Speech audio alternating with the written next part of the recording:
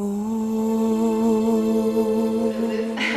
nada, quería decirles esto, que estaba en Nueva York haciendo un sadhana, es una práctica, y luego me quedé en el centro de yoga.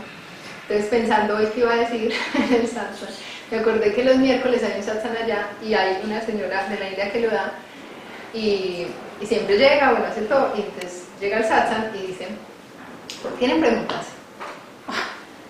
Entonces, la primera vez que yo dije, ay, muy tesa, porque uno no sabe qué le van a preguntar, ¿cierto? Pero por otro lado decíamos con Shakti, como, ay, no prepara nada. Pero entonces era como muy tesa porque le pueden preguntar cualquier cosa. Entonces yo dije, yo debería ir y decir, ¿tienen preguntas? ¡Qué susto! Entonces no, preparé. No me arriesgo. No, mentira, si tienen preguntas, después, fuera de cámara. Bueno, entonces hice un curso que se llama Sadhana Intensivo.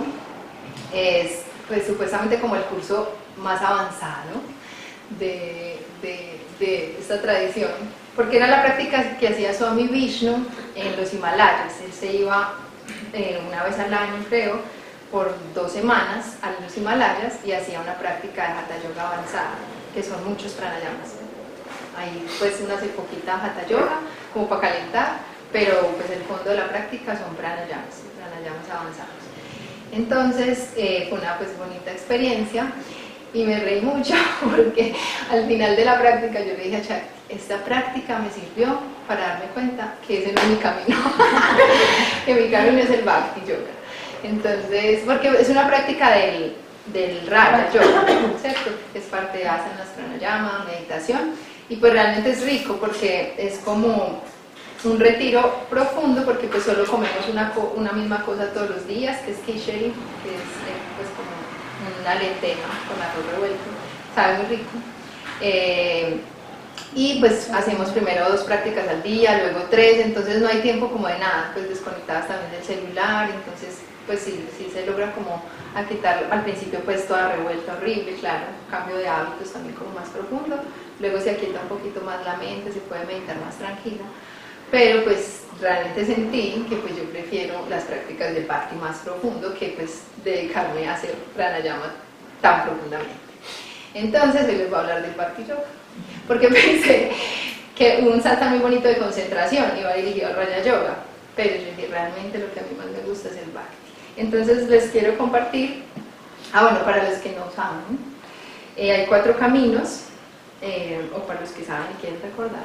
Hay 4 caminos que nos enseñan los maestros de yoga, pues muy especialmente Swami Shivananda, para lograr pues como la meta de la vida, que es darnos cuenta de nuestra esencia, y en palabras pues más coloquiales, lo diría Swami Brahmananda, es tener felicidad constante y buena voluntad hacia los demás constante. Pues todos quisiéramos eso, creo yo. Entonces eso es como la experiencia. Y él nos enseña 4 caminos y lo dice pues muy bonito, porque dice que utilicemos como todas las herramientas que nos dan.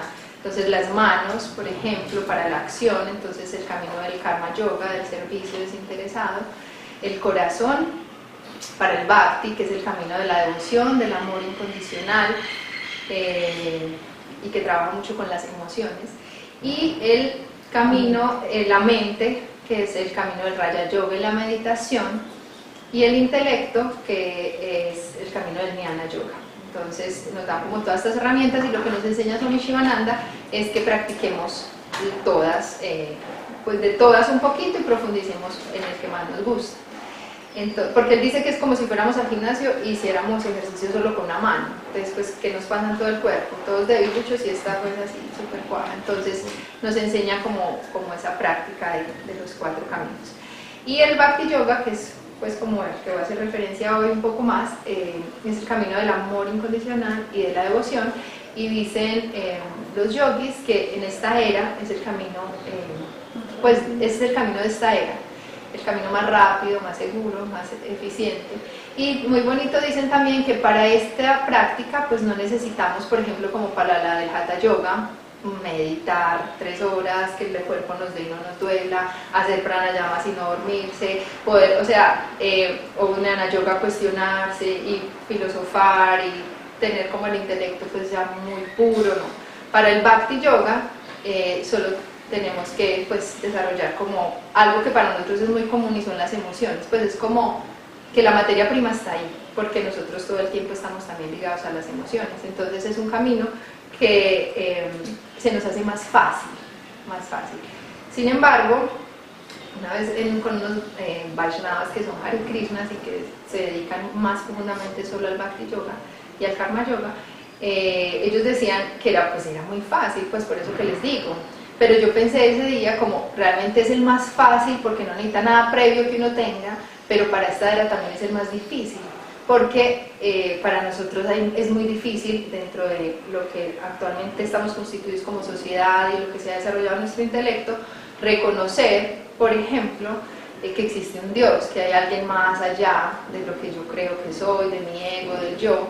Entonces, claro, las prácticas de Bhakti Yoga implican entrega, implican postración, implican reconocer que Dios está en todos, entonces eso pues se nos hace más difícil, también por lo que hemos construido como ego, pues como esa personalidad.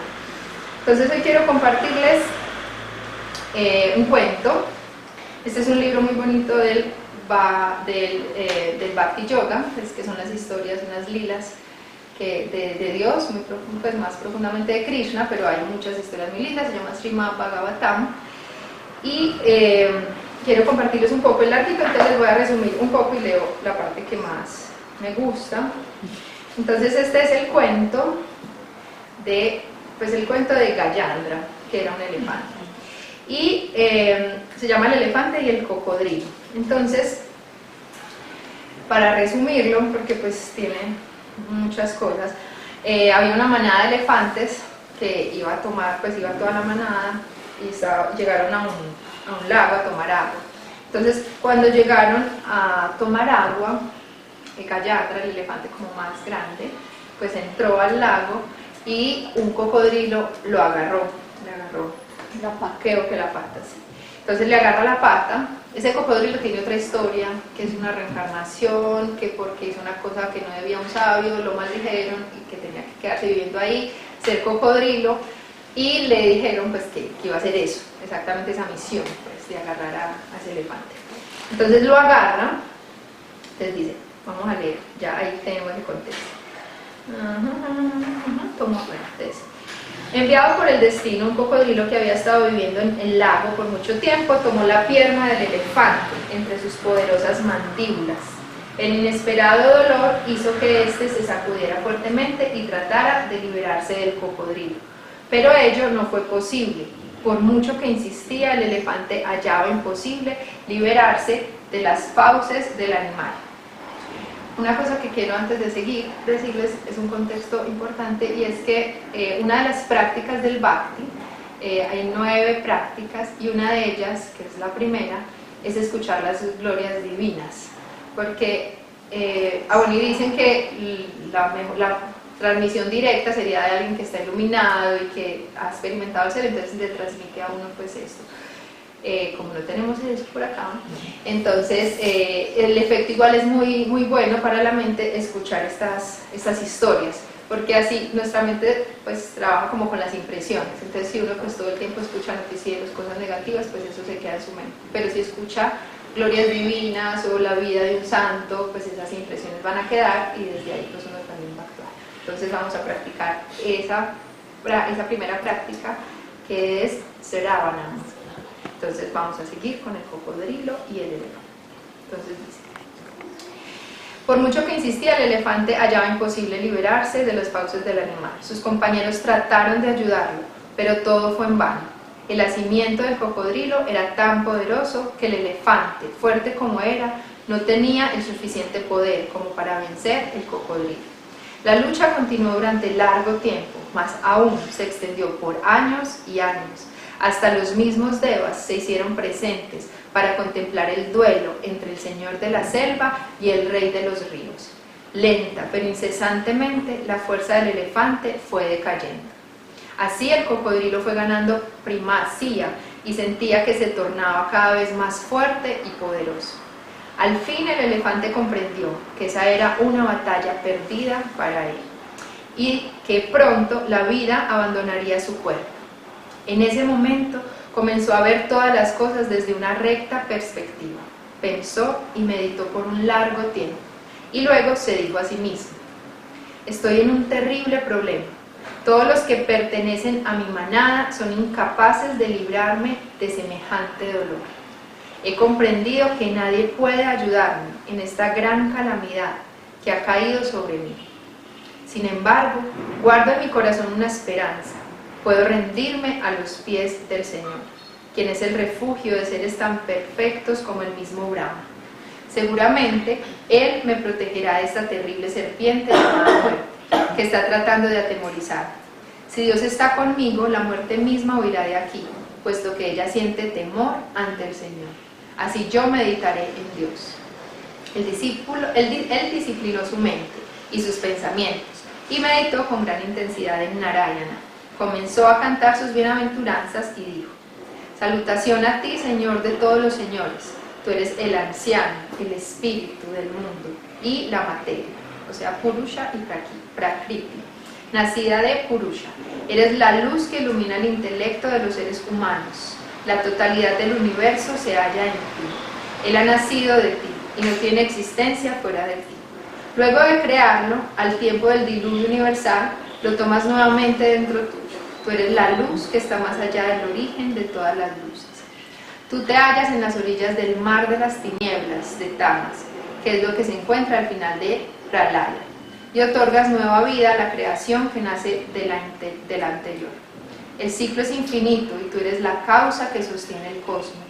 Es para tener una visión tuya que los rishis pasan años absortos en meditación.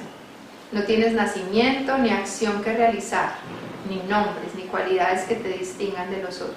Y sin embargo, por tu maya, creas formas de ti mismo, con nombres y cualidades asociadas a ellas.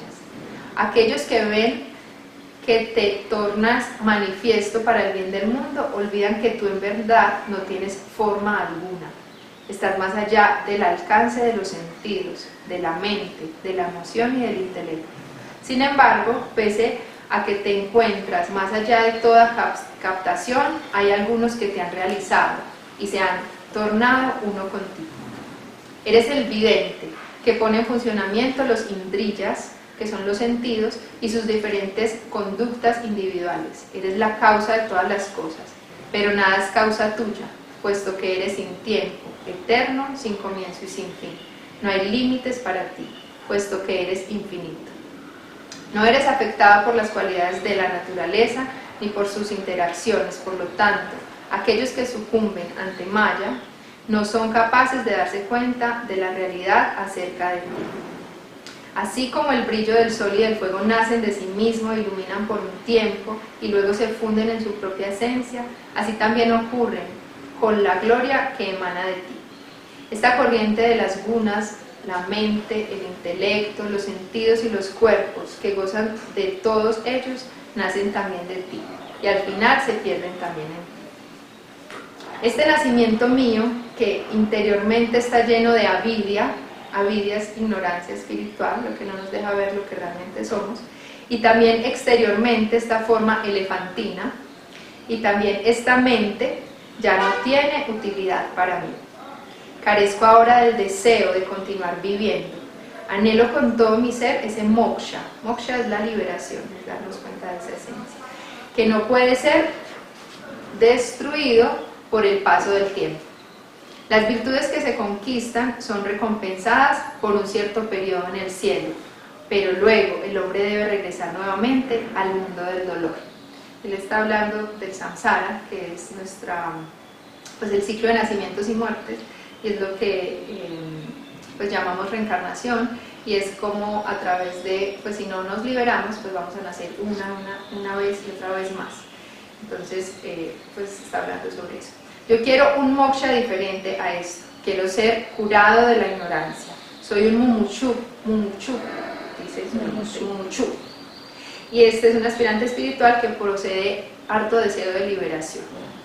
Te saludo a ti, la causa del universo que penetra todas las cosas y aún así se encuentra aparte de lo creado. Tú eres la ultérrima verdad. Los yogis te ven en su corazón. puesto que sus karmas y el resultado de sus karmas han sido destruidos en la llama del autoconocimiento. Tu grandeza se oculta de criaturas torpes como yo, porque nuestro pensamiento se encuentra obnubilado por el sentido de yo soy y yo tengo. Así me rindo ante el infinito poder, verdad y luz que eres tú. Brahma y todos los otros devas estaban escuchando las palabras del elefante. Cada uno de ellos sabía que no estaba preparado para recibir las palabras de bienaventuranza pronunciadas por él. Esas alabanzas sin duda estaban dirigidas al gran Purusha. Narayana se sintió emocionado ante los ruegos de su criatura y asumiendo la forma de Hari, apareció delante suyo, a las orillas del lago. Garuda, que es donde se transporta Narayana, lo llevaba sobre su lomo.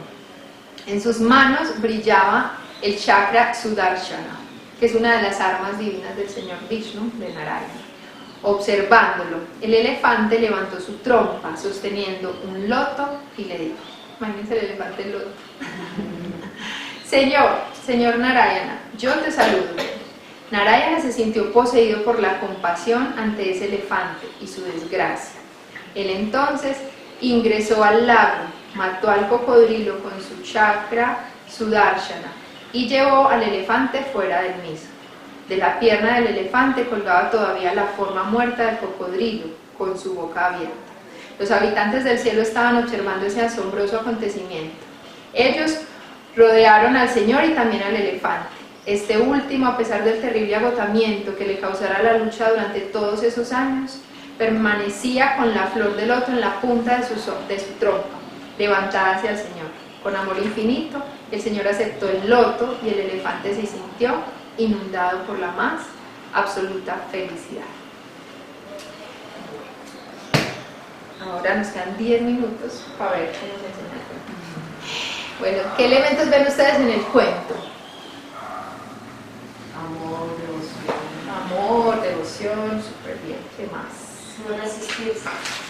No resistirse, súper bien. Entrega. Genial, son demasiado avanzados. El dolor inesperado que le causó como confusión. Confusión. Cuando, pues ahí está también esto del cocodrilo, y pues no es casual que el cocodrilo estuviera ahí y que su misión fuera agarrarlo y no soltarlo. Pasaron años y años y él luchaba. Entonces, ¿qué pasó cuando él dijo, me voy a morir? Se entregó, exactamente. Se entregó. Entonces hay una cosa ahí en esa entrega muy bonita, y es que pues primero cuando él invoca a Dios, él no pide líbrame de este cocodrilo, pues que es como lo inmediato, ¿cierto? Pues como líbrame de este cocodrilo, por favor, y rezo para que me libre el cocodrilo. Él tiene una aspiración más grande y realmente pide la liberación. Pues también después de tantos años de lucha ya quería liberarse.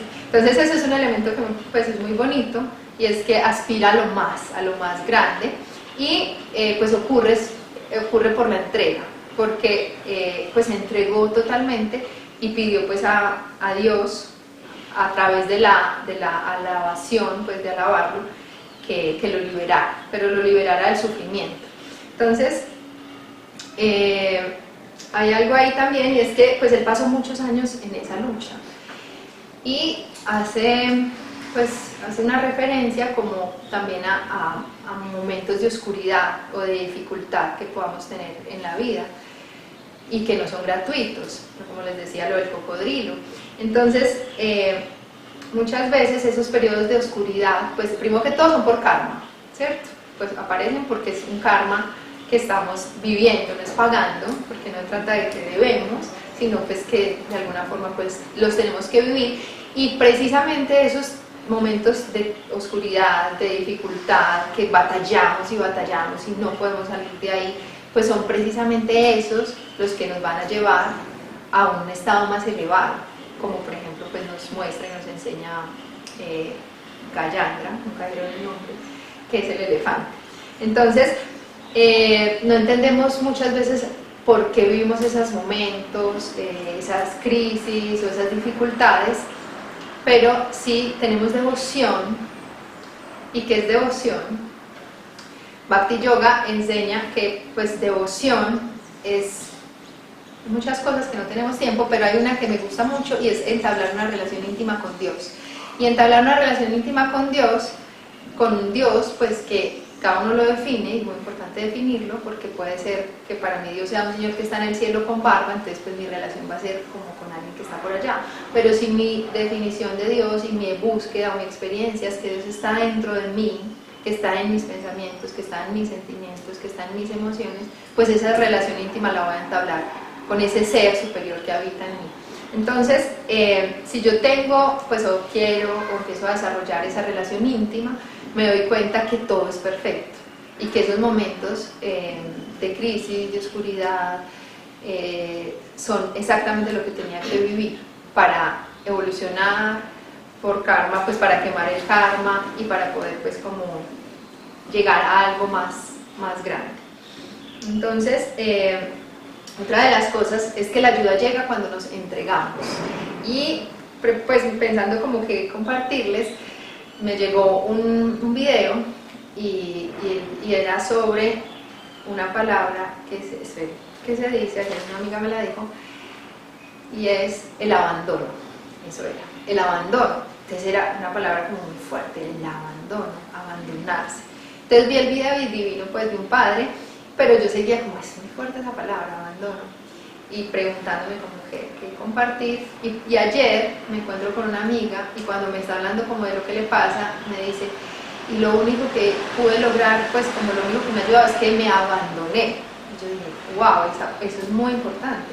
Entonces empecé a evaluar y a mirar como también en mi vida, en qué momentos de la vida yo he sentido eso, pues que lucho, como una guerra, así como el elefante, y solo cuando me abandono y digo como, ay, no puedo más, me abandono, viene la gracia.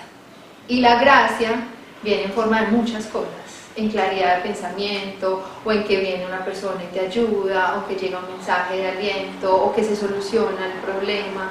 Entonces, es parte como de alguna forma lo que también hizo el elefante, y es como que pues, se entregó totalmente a Dios. Y dice también en el Bhagavad Gita, pues que es ahí, en el capítulo 7, en el capítulo 2, versículo 7, pues que la enseñanza del maestro y ese acompañamiento y esa guía solo puede llegar si yo me entrego. Porque si no hay entrega, pues todo el tiempo estoy desde el ego creyendo que yo lo puedo resolver, que yo tengo el control, que yo lo puedo hacer. Entonces ahí hay varias cositas que quiero pues como compartirles un poquito prácticas. Pues y una es que cuando hablamos de abandono, que es una palabra así pues tan fuerte, pues uno les, ¿qué tan abandonado que estás? No hace nada, se echó a perder. Entonces es como que pues para nuestro contexto es algo pesado, ¿cierto? Y de hecho se puede confundir. Cuando yo digo me abandono a Dios, me abandono a la divinidad, pues se puede decir como me echo en la hamaca y no hago nada y espero a ver qué pasa. Entonces ahí pues tomo un poquito de esto que viene en el video, que es de un padre, que el apellido es Larrañaga, creo. Ay, súper lindo. Y es súper lindo, muy inspirador, y hablaba pues de esta práctica del abandono. Entonces primero que creemos que es pasividad, pues que es pasivo, podemos creer que es pasivo, pues me abandono y lo que Dios quiera que haga conmigo y entonces me dejo llevar, ¿cierto? Como cruzarnos de brazos. Y no es esto, sino que es dinámico. Entonces, ¿cómo es un abandono dinámico? Entonces, primero hay algo aquí y dice que todo lo que resistimos, porque pues abandonarnos es no resistir, sino soltar, entregar. Entonces él dice que todo aquello que resistimos, normalmente son resistencias mentales, son nuestros enemigos. Pero nuestros amigos es cuando yo acepto esa resistencia. Entonces él daba ejemplos de cosas súper simples, como por ejemplo, si tengo una nariz que no me gusta, ¿cierto? Y yo peleo toda la vida, bueno, me peleo, a mí no me sale tanto la nariz porque no me disgusta. Entonces toda la vida peleé porque tenía el pelo fresco. Entonces quería ser lisa, entonces peleaba, y qué rico es y qué rico lo que no tengo.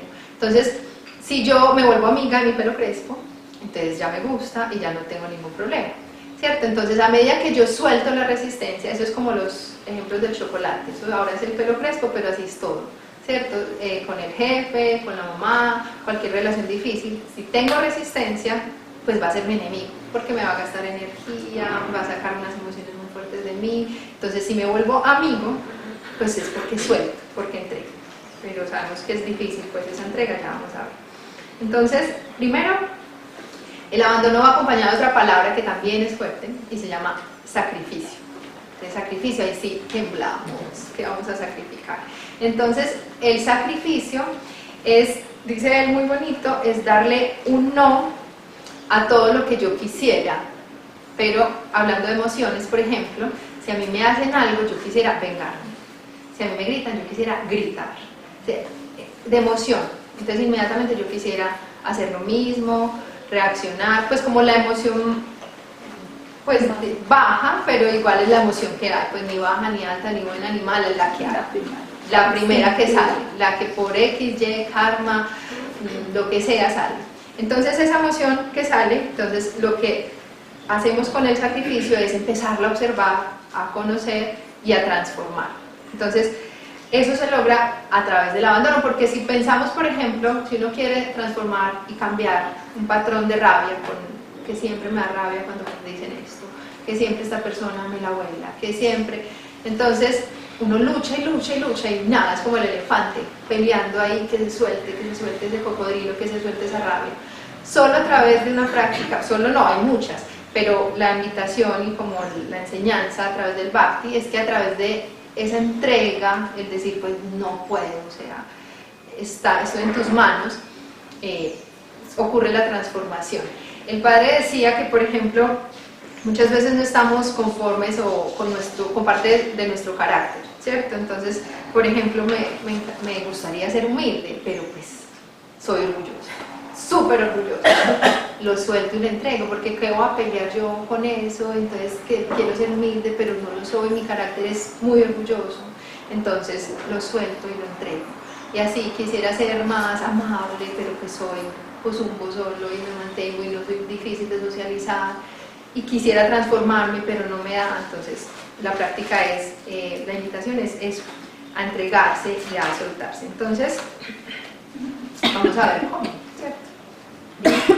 Sí, que pues como volviendo al relato que cuentas del cocodrilo con el elefante, pues la interpretación que yo le doy es que el cocodrilo era como ese ego que estaba ahí como encostrado, como pesando, como, o sea, que era ahí colgando, y solo cuando él se entregó totalmente como que pudo liberarse de eso.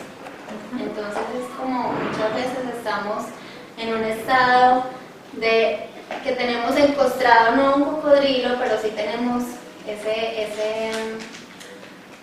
como esas creencias o esos miedos ahí pesando, que solo es como ya entregarnos completamente y pues en realidad ver que no morimos, simplemente el que muere es nuestro ego, el que se va. Entonces, sí, en la interpretación con el cocodrilo, lo que yo pues también he escuchado, pues realmente es como un karma, ¿cierto? Pero si uno piensa pues en el ego, igual pues todo lo que pasa afuera está totalmente relacionado con lo que yo tengo adentro, y finalmente pues él vence su ego, es de no luchar más, o sea, darse cuenta que él no lo va a lograr, o sea, él no va a lograr quitarse ese cocodrilo encima, esa dificultad, ese problema, eso que le apareció. Entonces se entrega finalmente, eso es lo que pasa. Y finalmente pues siempre estamos luchando con ese ego, pues el ego está presente ahí queriendo decir yo lo voy a lograr, yo soy capaz, yo soy el elefante y me voy a liberar de este cocodrilo. Entonces la enseñanza ahí es como entréguese y suéltese, porque hay algo más grande que usted que lo va a liberar y le va a dar pues además no solo esa liberación de soltarse del cocodrilo, sino algo mucho más grande y profundo. Entonces el padre dice algo para terminar esta idea como de la pasividad, de creer que es pasivo, y él dice que pues si tengo una situación y puedo hacer algo por ella, pues de una se tiene que activar el guerrero que hay en mí y actuar de una, o sea, si hay solución, entonces dices como hora de luchar y no abandonar, sino combatir, hacer, practicar. Pero si hay situaciones que yo definitivamente no puedo cambiar, o sea, años luchando con el elefante, él dio la guerra, intentó, y dijo, ya, es que pues se me sale totalmente de las manos. Entonces ahí viene esa entrega y ese abandono. Entonces pensando en situaciones límites sobre todo, porque si no sí se puede volver muy pasivo, pues porque entonces yo todo lo entrego, cualquier cosa, espero a ver qué pasa. Entonces siempre, porque si Dios habita en nosotros, pues es Dios el que está pensando, el que está sintiendo, el que está deseando, entonces ese me mueve, o sea, es como yo hago mi parte, yo hago mi mayor esfuerzo y el resto pues lo dejo en manos de Dios y ahí ocurre la entrega. Entonces si hay una situación límite, si hay como donde uno ve pues nadie puede hacer nada, o sea, hasta ahí es, entonces en lugar de seguir luchando y luchando, entonces primero no quejarse, no lamentarse, sino abandonarse y entregarse a esa voluntad divina. Entonces, pues voy a compartirles algo que pues son las prácticas de yoga, y cuando hablamos como de esa entrega y esa devoción, entonces voy a decirles 3 cosas que podemos hacer. Hay muchas, existen muchas, hoy les voy a hablar de 3. Entonces, pues lo primero, y desde el Bhakti Yoga, es lo que llamamos sacrificio. Hay muchas formas de hacerlo, y una de ellas que me parece que es muy profunda y muy sutil y muy fácil, es ofrendar todo lo que hacemos. Porque si estamos desarrollando una relación íntima con Dios, pues nadie tiene que saber, solo Dios y yo, pues solo mi ser, que lo que hago lo ofrendo y lo entrego. Entonces ofrendar y entregar mis pensamientos, mi palabra, mis acciones, también mis emociones difíciles. Entonces, porque cuando vienen emociones difíciles, crisis, todo eso, pues ahí es donde uno dice, ¿qué hago con ellas? Entonces una de las prácticas es ofrecerlo. Entonces te ofrezco esta rabia, esta emoción, este sentimiento, y ahí uno lo entrega y lo libera, no se queda con él como ¿qué hago? ¿Qué tengo que hacer? Entonces una de las prácticas es esa ofrenda, y hacer las acciones como una adoración, como sintiendo pues que estamos adorando a la divinidad.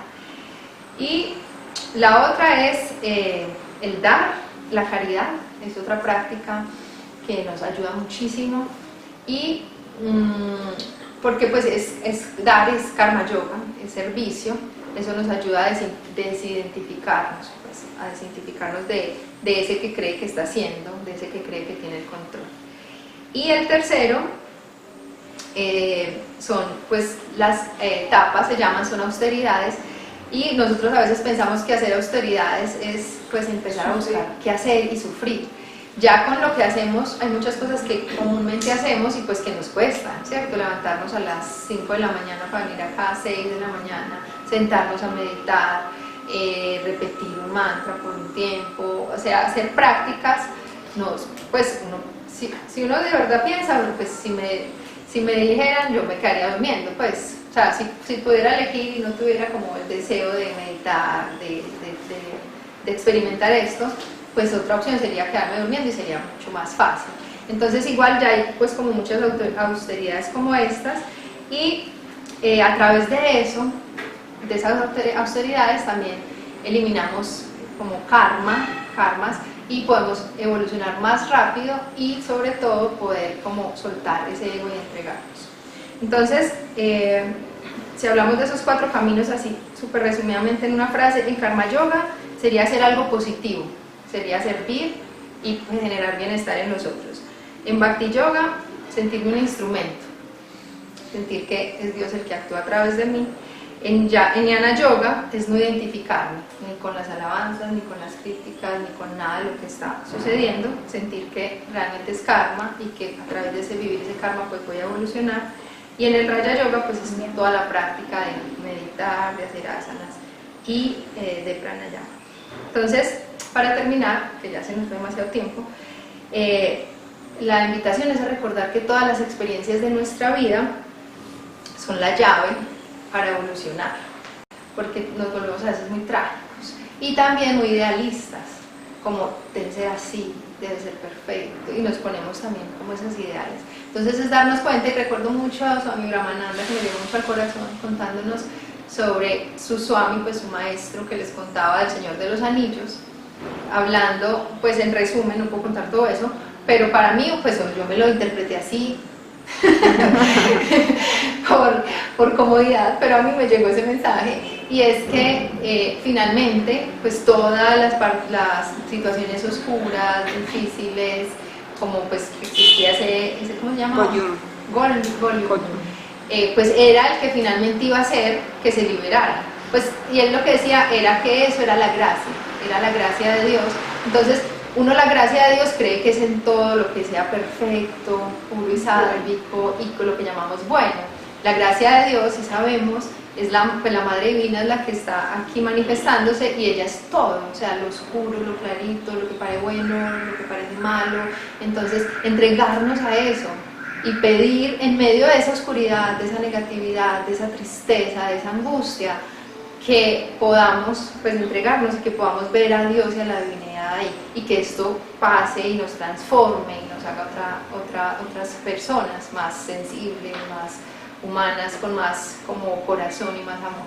Entonces es recordar que todas las experiencias que vivimos son para evolucionar, y que pues nosotros no tenemos ese control, entonces no podemos decir a mí que me pase esto y que no me pase esto y que esto y que esto, no. Eso ya está hecho muy determinado por el karma, y lo que hace la diferencia es mi actitud, porque entonces todas las experiencias son la llave. ¿Por qué son la llave? Porque a través de vivirlas quemo karma, y depende de mi actitud pues siempre otro karma o no. Entonces ahí está pues como la materia prima para transformarnos. Entonces, bueno, la invitación es a entregarse y a practicar también pues el Bhakti. Este diciembre vamos a tener Kirtan, que es una práctica del Bhakti también, con una profesora de música, no es así tan destartaladas como nosotras. Ella es música y va a venir a cantar del 4 al 8. Al 8 en la noche, a las 7 de la noche. Entonces vamos a hacer esa práctica. Entonces hoy pues la historia, por ejemplo, es una práctica del Bhakti, el Kirtan es otra práctica del Bhakti. Entonces pues como invitarlos a esto, porque una de las cosas del Bhakti muy lindas, que es como el yoga, uno hace una práctica y uno cree que tuvo un efecto, entonces uno dice, ay sí, me relajé, ¿cierto? Como con la clase de yoga, ay súper rico, estiré y me relajé. Pero hay demasiadas cosas intangibles que uno no alcanza a percibir, toda su bondad de la práctica, y va más allá, pues va más en los pensamientos, en las emociones, en la tranquilidad. Entonces muy invitados también a esta práctica, y bueno, creo que qué pena me pasé. Om Tat Sat, muchas gracias, y vamos a hacer las oraciones.